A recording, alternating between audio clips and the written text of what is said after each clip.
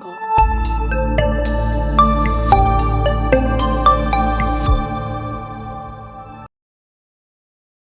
तो कैसे हैं आप? अस्सलाम वालेकुम व्यूअर्स। सीरम क्या है? सीरम मॉइस्चराइजर भी है, एक लुब्रिकेंट भी है और पानी भी है। लेकिन हैरानी की बात यह है कि ये ना ही तो मॉइस्चराइजर है, ना ही लुब्रिकेंट है और पानी होने के बावजूद ना ही गीला। तो आप सोच रहे होंगे कि ये क्या तमाशा है।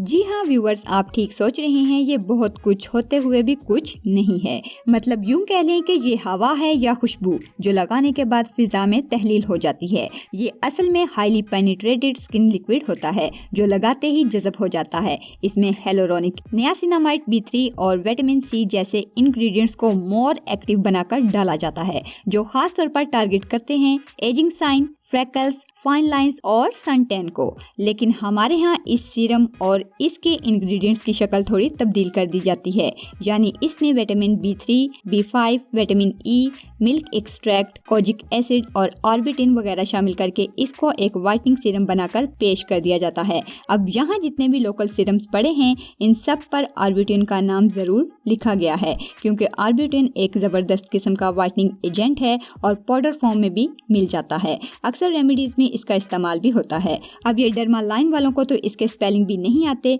ऑर्बिटिन की जगह आरोटिन लिख दिया है, बी खा गए हैं।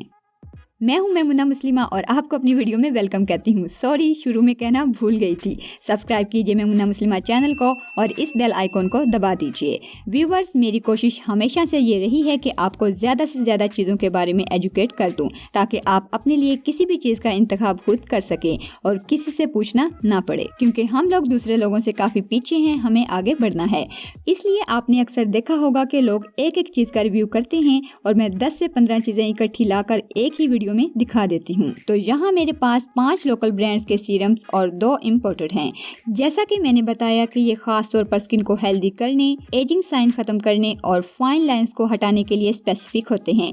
इनका वाइटनिंग से कोई ताल्लुक नहीं होता, इसलिए इन पर इंग्रेडिएंट्स भी नहीं लिखे हुए, क्योंकि ये अंडरस्टूड बात है कि सीरम अमूमन एंटी एजिंग और एंटी फाइन लाइंस ही होते हैं। जैसे ही हम किसी लोकल ब्रांड के सीरम को खोलते हैं, इसके साथ ही आपको नजर आएगा वही विटामिन E, B5 और B3 और साथ ही ऑर्बिटिन, जबकि सीरम की डेफिनेशन कुछ और है।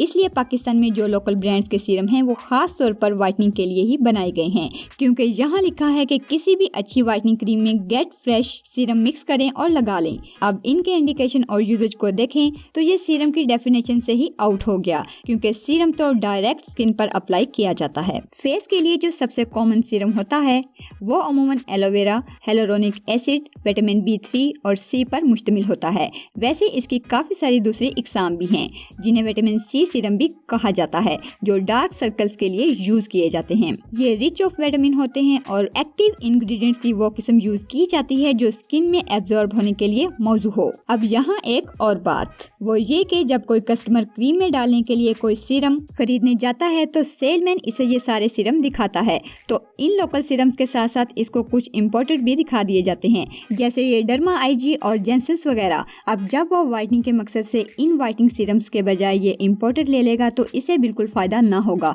क्योंकि बता चुकी हूँ कि इनके इंग्रेडिएंट्स ही और हैं और इंडिकेशन भी। सो हम इन इम्पोर्टेड सीरम्स की क्वालिटी इन लोकल के साथ मिक्सअप नहीं कर सकते। इन तमाम सीरम्स के नाम और प्राइस मैं नीचे डिस्क्रिप्शन में लिख दूंगी, वहाँ से देख सकते हैं। सो व्यूअर्स, इन लोकल वाइटनिंग सीरम्स को मैंने कभी यूज नहीं किया और सीधी सी बात यह है कि करने वाली भी नहीं हूँ, क्योंकि कॉस्मेटिक के हवाले से मुझे इनके इंग्रेडिएंट्स पर हमेशा शक रहता है। क्योंकि जिस तरह हमारी ये सोच है कि बाहर किसी मुल्क में भैंस का दूध, देसी घी और दूसरी देसी चीजें खालिस नहीं मिल सकती, उसी तरह उनकी खालिस केमिकल वाली चीजें हमारे मुल्क में खालिस मिलना मुश्किल है।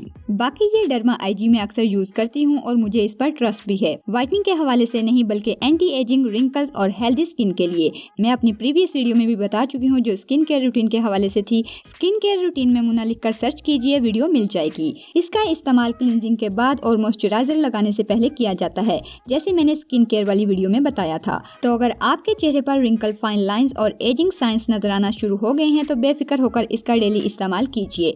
दिन में 2 बार भी लगा सकते हैं या रात को सोने से पहले भी यूज कर सकते हैं। रिजल्ट आहिस्ता आहिस्ता मिलना शुरू हो जाएंगे। स्किन को हेल्दी बनाने के लिए अच्छी चीज है। वीडियो के मुतालिक कोई सवाल हो तो जरूर बताइएगा, जवाब की पूरी कोशिश करूंगी। अगर अच्छी लगी हो तो लाइक बटन को जरूर दबाइए। मैं आपको इस बात का यकीन दिलाती हूँ कि आपका 1 रुपया भी नहीं लगेगा। तो देखते रहिए और सीखते रहिए वो बातें जो कोई नहीं बताता। मिलते हैं एक और नई वीडियो में, तब तक के लिए अल्लाह हाफिज।